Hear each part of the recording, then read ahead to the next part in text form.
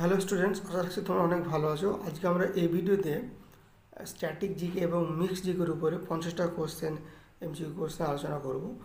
খুব important, exam related, তোমরা ভালো করে দেখবে। এখানে যতগুলো কোশ্চেন আমি প্রোভাইড করব সবগুলো আমার নিজের বানানো, খুব ইম্পর্টেন্ট, প্র্যাকটিক্যাল এক্সপিরিয়েন্স দিয়ে বলতে পারি। প্রত্যেকটা কোশ্চেন কিন্তু ইম্পর্টেন্ট, তোমরা আপকামিং কম্পিটিটিভ এখান থেকে কিন্তু কোশ্চেন তোমরা কমন পাবে। আর আমি এই সিরিজে তোমাদের 1000টা কোশ্চেন আমি এমসিকিউ কোশ্চেন স্ট্যাটিক জিকে ও মিক্সড জিকের উপরে প্রোভাইড করব। এই কোশ্চেনের পিডিএফের যে লিঙ্ক সেটা আমি ডেসক্রিপশনে দিয়ে রাখবো, চাইলে তোমরা সেখান থেকেও ডাউনলোড করে নিয়ে পড়ে রাখতে পারো। দেখো, প্রথম পয়েন্ট দেখো, ইন্ডিয়া অ্যাটেন্ড ডোমিনিয়ন স্ট্যাটাস 1, এটা রাইট অ্যান্সার হয়ে যাবে অপশান বি, 15 আগস্ট 1947 সালে। তোমরা জানো আমাদের দেশ ভারতবর্ষ 1947 সালে 15 আগস্ট স্বাধীনতা পেয়েছিল, এবং ঠিক তার একদিন আগে 14 আগস্ট কিন্তু পাকিস্তান স্বাধীনতা পেয়েছিল। তো এখান থেকে একটা কোশ্চেন হয় যে ভারতবর্ষ যেদিন স্বাধীনতা পায়, মানে 1947 সালে 15 আগস্ট, ওই দিনটা কী বার ছিল? ওই দিনটা ছিল তোমার ফ্রাইডে, শুক্রবার ছিল। এখান থেকে একটা কোশ্চেন এই জাতীয় হয়েছিল। তো তোমরা এই পয়েন্টটা ভালো করে দেখে রাখবে। 2 নম্বর পয়েন্ট দেখো, which one of the following is the guardian of fundamental rights? Fundamental রাইটসের গার্জিয়ান কাকে বলা হয়? এটা option D is the right answer, judiciary system, মানে বিচার ব্যবস্থাকে কিন্তু গার্জিয়ান বলা হয় ফান্ডামেন্টাল রাইটসের। খুব ভালো করে এই জায়গাগুলো দেখে রাখবে, এই কনস্টিটিউশনের জায়গাগুলো থেকে কিন্তু কোশ্চেন তৈরি হয়। তারপরে দেখো 3 নম্বর পয়েন্টে, এটাও খুব ইম্পর্টেন্ট, অনেকবার এক্সামে কিন্তু এসেছে already. Sarkaria commission was concerned with, এটা রাইট অ্যান্সার হয়ে যাবে option D, centre state relations. Centre state রিলেশনের এটাকে এক্সামিন করে, পরীক্ষা নিরীক্ষা করে সারকারিয়া কমিশন, এবং এই কমিশনটা ফর্ম হয় 1983 সালে। তো সারকারিয়া কমিশন ডাইরেক্ট এরকমও কোশ্চেন হয় যে সারকারিয়া কমিশন কবে ফর্ম হয়? 1983 সালে, এবং এটা সরকারের কমিশন সেন্টার স্টেট রিলেশনের সঙ্গে জড়িত। তো তোমরা ভালো করে পয়েন্টগুলো দেখে রাখবে। 4 নম্বর পয়েন্টটা, এটাও খুব important point, the speaker of the Lok Sabha has to address his or her letter of resignation to. যদি লোকসভার স্পিকার রেজিগনেশন দিতে চায়, তাহলে তাকে লেটারটাকে ফরওয়ার্ড করতে হবে ডেপুটি স্পিকার অফ লোকসভার কাছে। তো ডেপুটি স্পিকার অফ লোকসভার কাছে কিন্তু স্পিকারকে লেটারটা ফরওয়ার্ড করতে হবে যদি সে রেজিগনেশন করতে চায়। খুব ইম্পর্টেন্ট জায়গা, ভালো করে তোমরা দেখে রেখো জায়গাগুলো। The terms micro economics and macro economics were coined by, শব্দগুলো প্রথম দিয়েছিল কে? এটা রাইট অ্যান্সার হয়ে যাবে অপশান সি, র্যাগনার ফ্রিস। এখান থেকে কিন্তু আরও কোয়েশ্চেন হয় যে মাইক্রো ইকোনমিক্সের উদাহরণ, ম্যাক্রো ইকোনমিক্সের উদাহরণ। তো এখান থেকে কিন্তু কোয়েশ্চেন, ম্যাক্রো বলতে খুব বড় ধরনের ইকোনমিক্সের ক্ষেত্রে বলা হয় ম্যাক্রো। একটা দেশের জিডিপি যখন ক্যালকুলেশন করা হবে, ওভারঅল দেশের তোমার জিডিপি রিলেটেড যখন ক্যালকুলেশন করা হবে, তখন কিন্তু তোমার ম্যাক্রো ইকোনমিক্সে পড়বে। আর যখন কোনো ইন্ডিভিজুয়াল ইকোনমি বা কোনো ঘরের ইকোনমি হতে পারে, কোনো অর্গানাইজেশন ইকোনমি হতে পারে, সেক্ষেত্রে তোমার আমার কিন্তু মাইক্রো ইকোনমিক্সের ভিতরে পড়বে। তো মাইক্রো মানে ছোটো, আর ম্যাক্রো মানে বড় ধরনের ইকোনমির ক্ষেত্রে পড়ে। তো যখন ইকোনমিক ক্লাস নেবো আমি, তখন ভালো করে আরও বোঝাবো। তো মোটামুটি তোমরা জেনে রেখো যে মাইক্রো ইকোনমিক্স বলতে ছোটো করে বোঝায়, আর ম্যাক্রো বলতে অনেক ব্রড লেভেলের ইকোনমিক্সকে বোঝায়। তো মাইক্রো ইকোনমিক্স এবং ম্যাক্রো ইকোনমিক্স এই টার্ম দুটো প্রথম কয়েন করে র্যাগনার ফ্রিজ। তারপরে দেখো 6 নম্বর point, during period of inflation tax rate should be, এটা রাইট অ্যান্সার হয়ে যাবে অপশান এ, ইনক্রিজ করবে। ইনফ্লেশন এটা বাংলা হচ্ছে তো মুদ্রাস্ফীতি। তো যখন কোনো মার্কেটে নর্মাল দামের থেকে যখন কোনো জিনিস অনেক বেশি দামে কিনতে হয়, মানে টাকার ভ্যালু যখন কমে যায়, কোনো জিনিস কিনতে গেলে যখন টাকা বেশি লাগে, তখন সেটাকে বলে ইনফ্লেশন বলা হচ্ছে বা মুদ্রাস্ফীতি বলা হচ্ছে। নর্মাল যে মার্কেটের একটা রেট, সেটার থেকেও যখন জিনিসপত্রের দাম অনেক বেশি দাম দিয়ে কিনতে হচ্ছে, তখন আমরা সেটাকে বলবো ইনফ্লেশন বা মুদ্রাস্ফীতি। তো এই ইনফ্লেশন অনেক ধরনের হয়, সেগুলো আমরা পরে ক্লাসে আমরা ভালো করে ডিসকাস করব। তো ইনফ্লেশন যদি হয়, মুদ্রাস্ফীতি যদি বেড়ে যায়, তাহলে সেক্ষেত্রে কিন্তু ডেফিনেটলি ট্যাক্স রেটও কিন্তু ইনক্রিজ করে যাবে। 7 নম্বর পয়েন্ট দেখো, which is the biggest tax paying sector in India? Right answer option B, banking sector. 8 নম্বর পয়েন্ট দেখো, the acceleration due to gravity at the equator, এটা রাইট অ্যান্সার হয়ে যাবে option A, is less than that at the poles. মানে এটা যদি পৃথিবীও হয়, এটা হচ্ছে তোমার নর্থ, এটা সাউথ এবং ইস্ট এবং ওয়েস্ট। তো এই এবার কথা হচ্ছে যে অ্যাক্সেলারেশন মানে গ্র্যাভিটির কারণে তোমার যে ত্বরণটা সেটা তোমার কী হবে, এই যে পোল আছে না, এই যে নর্থ পোল এবং সাউথ পোল, এখান থেকে কিন্তু এই ইকুইটারে কী হবে তোমার গ্র্যাভিটির কারণে ত্বরণটা কী হবে তোমার কমে যাবে, সেটাই বলা হচ্ছে। তাহলে নর্থ এবং সাউথ পোল, ইস্ট ওয়েস্ট পোলে যেরকম তোমার ত্বরণ হবে গ্র্যাভিটির কারণে, কিন্তু এই ইকুইটারে কিন্তু কী হবে, এই ত্বরণটা তোমার কম হবে। এটাই হচ্ছে তোমার তোমার মেন কোশ্চেনটা। তা তোমরা এই জায়গাটা ভালো করে দেখে রেখো, এখান থেকে কিন্তু কোশ্চেন তৈরি হয়। তারপরে দেখো 9 নম্বরটা দেখো, which of the following is not a nucleon, এটা রাইট অ্যান্সার হয়ে যাবে অপশান সি, ইলেকট্রন। 10 নম্বর পয়েন্ট দেখো, the material used in the manufacture of lead pencil, এটা তো অনেকবার তোমার এক্সাম এসেছে, যে যে ম্যাটেরিয়ালটা তোমার ইউজ করা হয় পেন্সিল তৈরি করার ক্ষেত্রে, সেটা হচ্ছে তোমার গ্রাফাইট। খুব ইম্পর্টেন্ট, তোমরা ভালো করে দেখে রাখবে যে ম্যাটেরিয়ালটা ইউজ করা হচ্ছে তোমার লিড পেন্সিল ক্ষেত্রে, সেটা হবে তোমার গ্রাফাইট। 11 নম্বর পয়েন্ট দেখো, processor speed of computer is measured, এটাও কিন্তু অনেকবার এসছে, খুব ইম্পর্টেন্ট, যে প্রসেসরের যে কম্পিউটারের যে প্রসেসর থাকে, সেই প্রসেসরের স্পিডটা মেজারমেন্ট করা হয় যে ইউনিট দিয়ে, সেটা হচ্ছে তোমার হার্জ। তো প্রসেসরের যে কম্পিউটারের ভিতরে যে প্রসেসর থাকে এবং তার স্পিড যে মেজারমেন্ট করা হচ্ছে, তার এককটা হচ্ছে, এটা হচ্ছে তোমার হার্জ। 12 নম্বর পয়েন্ট দেখো, সি ল্যাঙ্গুয়েজ ইজ, এটা একটা কম্পিউটার ল্যাঙ্গুয়েজ। কম্পিউটারে অনেক ধরনের ল্যাঙ্গুয়েজ আছে, C, C plus plus, Java, এরকম অনেক কিছু ল্যাঙ্গুয়েজ আছে। তো সি ল্যাঙ্গুয়েজ হচ্ছে একটা হাই লেভেল ল্যাঙ্গুয়েজ কম্পিউটারের ক্ষেত্রে, সি হচ্ছে একটা হাই লেভেল ল্যাঙ্গুয়েজ। এবং জিরো, এখান থেকে একটা কোয়েশ্চেন আছে, 0 এবং 1, এটা কিন্তু কম্পিউটারের বাইনারি ল্যাঙ্গুয়েজ। কম্পিউটার শুধুমাত্র বাইনারি ল্যাঙ্গুয়েজটাকে তোমার আন্ডারস্ট্যান্ডিং করতে পারে, বুঝতে পারে। যে কোনো ল্যাঙ্গুয়েজকে কম্পিউটার 0-1 কনভার্ট করে, বাইনারি ল্যাঙ্গুয়েজে কনভার্ট করে, তবেই সেটা বুঝতে পারে। তো বাইনারি ল্যাঙ্গুয়েজ বলতে 0-1কে বোঝায়, তো এটাও কিন্তু ভালো করে মাথায় রেখো। 13 নম্বর পয়েন্ট দেখো, what happens to a person who receives the wrong type of blood,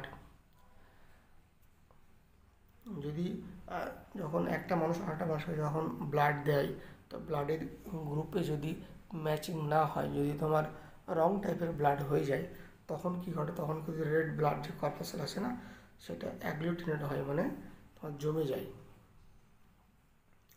তো ভালো করে জায়গাগুলো দেখে রাখো।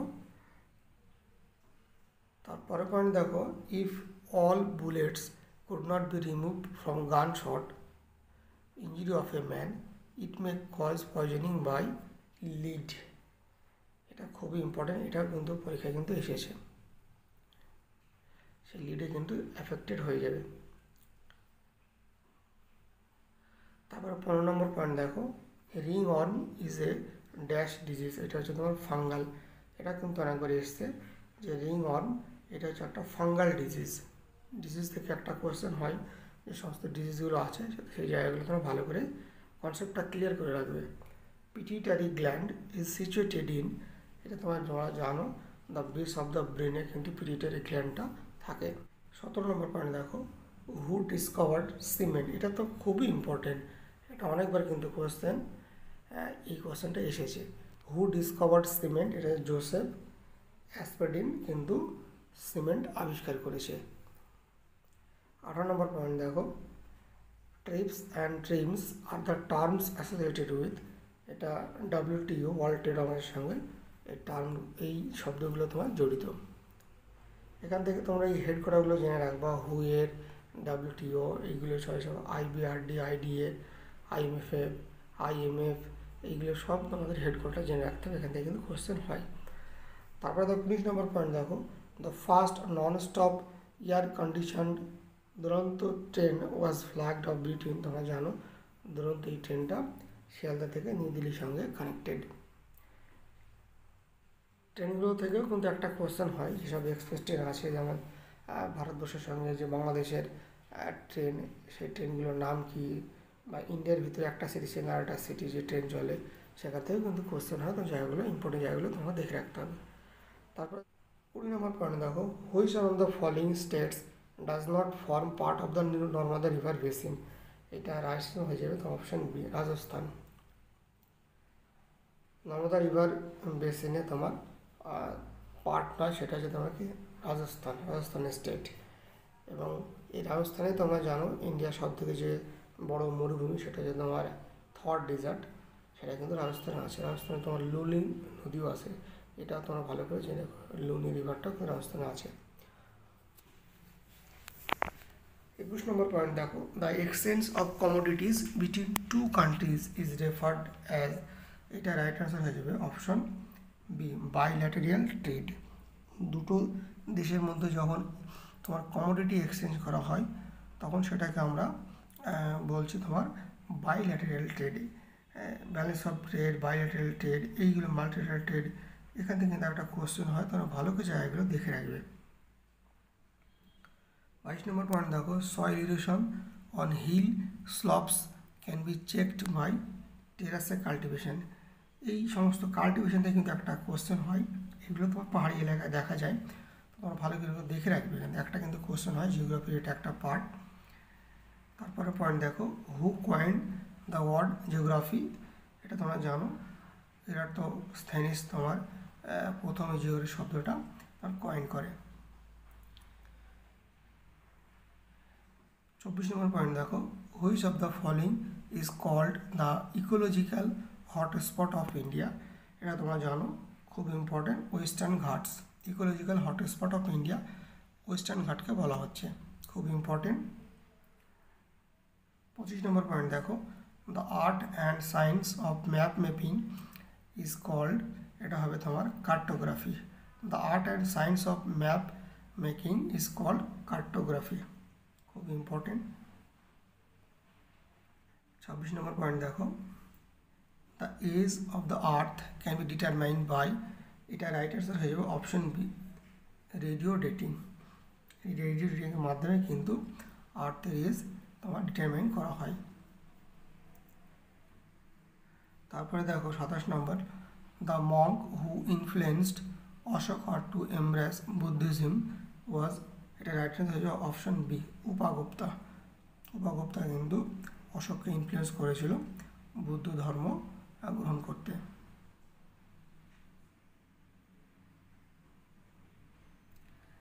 28 নম্বর পয়েন্ট দেখো, the declaration that democracy is a government of the people by the people for the people was made by, এটা হচ্ছে তোমার অপশন সি আব্রাহাম লিঙ্কন। খুবই ইম্পর্টেন্ট একটা উক্তি, তোমার জায়গাগুলো ভালো করে দেখে রেখো।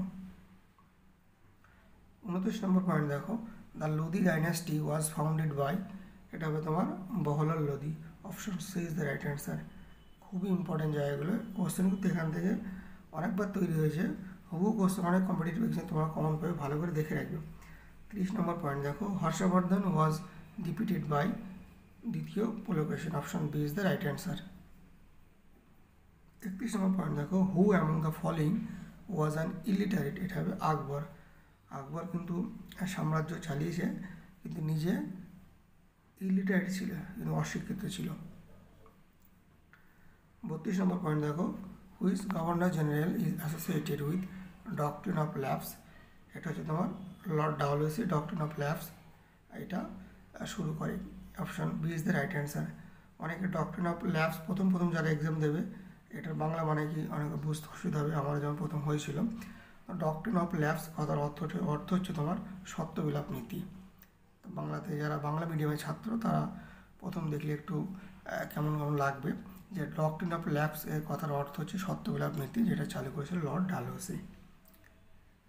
33 নম্বর পয়েন্ট দেখো, depression formed due to deflecting action of winds are called, এটা ইয়ার ডাং, এটা জিওগ্রাফির একটা পার্ট। খুব এখান থেকেও কিন্তু কোশ্চেন হয়, তো ভালো করে দেখে রাখবে। স্যান্ড ডিউনস, এয়ার ডাং, এগুলো থেকে কিন্তু কোশ্চেন হয়। 34 নম্বর পয়েন্ট দেখো, the monetary policy is India, the monetary পলিসিটা ইন হবে, the monetary policy in India is formulated by Reserve Bank of India. Option C is the right answer. Monetary policy ইন্ডিয়াতে ফর্মুলেট করে Reserve Bank of India, যেটাকে আমরা central bank বলি ইন্ডিয়ার। তারপরে দেখো, a short term government security paper is called, এটাকে বলা হয় option D treasury bill. Short term government security পেপারকে আমরা কি বলবো? Treasury bill. Debenture, treasury bill এগুলো থেকেও কিন্তু ব্যাংকিং পার্ট থেকে কিন্তু কোয়েশ্চেন হয়, তো ভালো করে জায়গাগুলো দেখে রাখবে।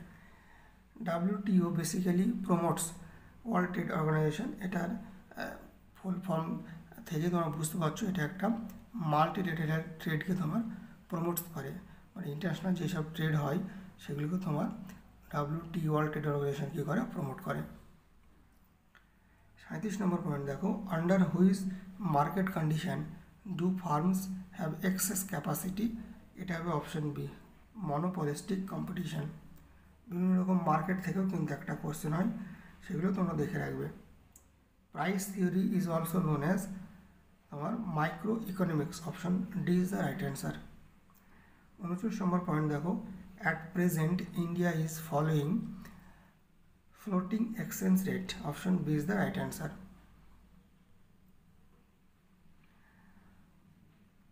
40 নম্বর পয়েন্ট দেখো, ন্যাশনাল ইনকাম ইজ দ্য, এটা রাইট অ্যান্সার হচ্ছে option B net national product at factor cost. খুব ইম্পর্টেন্ট কিন্তু এই পয়েন্টটা তোমরা ভালো করে দেখে রাখবে। The national income is the net national product at factor cost. তার পরের পয়েন্ট দেখো, the terms micro economics and macro economics were coined by option C Ragnar Frisch. এটা অলরেডি এর আগে একবার ডিসকাস হয়ে গেছে, ডাবল হয়ে গেছে কোশ্চেনটা। 42 নম্বর পয়েন্ট দেখো, during periods of inflation tax rate, এটা হয়ে গেছে, এটা option A is right answer. Increase করবে, ইনফ্লেশন যদি বাড়ে আর ট্যাক্স রেটও কিন্তু বেড়ে যাবে, এই কোয়েশ্চেনটাও রিপিট হয়ে গেছে। তারপরে দেখো 43 নম্বর পয়েন্টে দেখো, India making double taxation avoidance agreements DTA with other countries for the promotion of bilateral trade, option A is the right answer. 44 নম্বর পয়েন্ট দেখো, brain drain has been caused by lack of employment opportunities. খুব important, তোমরা ভালো করে দেখে রেখো যে brain drain has been caused lack of employment opportunities. The study of population is known as demography. Population সম্পর্কে যদি পড়াশোনা আমরা কী বলবো? Demography. The study of population is known as demography.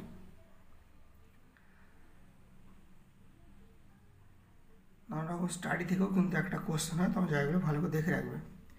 46 number point দেখো, which one of the following committee is associated with banking sector reforms in India. খুব important, committee থেকেও একটা কোশ্চেন হয়।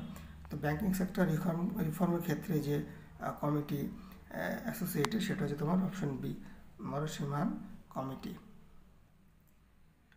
47 নম্বর পয়েন্ট দেখো, which one of the following is not a qualitative credit control measure of the RBI, এটা হবে option C open market operations. 48 number point দেখো, of the following land uses which is restricted to special economic zones, এটা option C is the right answer free trade centres. 49 নম্বরটা খুব important, gold is mainly related to international market. 50 number পয়েন্টে দেখো, dumping is a situation when the seller, এটা right answer হয়ে যাবে option C seller sells a commodity at a lower price in the world market and charges a higher price in the domestic market, সেটাকে বলা হচ্ছে dumping. এটা খুবই important point, তোমার এখান থেকে কিন্তু কোশ্চেন হয় যে ডাম্পিং, এটা ইকোনমিক একটা কোশ্চেন। ডাম্পিং কখন ঘটে? যখন তোমার সেলার কী করে কোনো কমোডিটিকে তোমার লোয়ার প্রাইস, কম প্রাইসে তোমার সেল করে এবং পরে হায়ার প্রাইসে তোমার ডোমেস্টিক মার্কেটে সেটাকে ক্রয় করে। মানে তোমার ডাম্পিং বলতে এটাই বোঝে যে যখন এমন একটা সিচুয়েশন যখন সেলার কোনো কমোডিটিকে লোয়ার প্রাইসে তোমার মার্কেটে সেল করে দিচ্ছে এবং সেটাকে আবার পরবর্তী সময় কী হচ্ছে তোমার হায়ার চার্জে তোমার হায়ার প্রাইসে সেটাকে আবার ডোমেস্টিক মার্কেট থেকে আবার তোমার ক্রয় করছে। তাই ব্যাপারটা ঠিক উল্টো। ব্যাপারটা এরকম, আমরা যখন প্রথমে কী করি যে প্রথমে কিনি পরে বিক্রি করি, কিন্তু এক্ষেত্রে কী হচ্ছে ডাম্পিংয়ের ক্ষেত্রে যে সেম অ্যামাউন্টের জিনিসটা প্রথমে বিক্রি করে দেওয়া হচ্ছে কম দামে, পরে সেটাকে আবার বেশি দামে কেনা হচ্ছে, মানে প্রফিটটা তখন বেশি হচ্ছে। এটা কিন্তু এটা যারা তোমার ডিবেঞ্চার্স, মিউচুয়াল ফান্ড বা তোমার ইন্ডেক্সের, তখন এইসব নলেজগুলো কিন্তু তোমার কাজে লাগে। এটা একটা ইকোনমিক কোশ্চেন।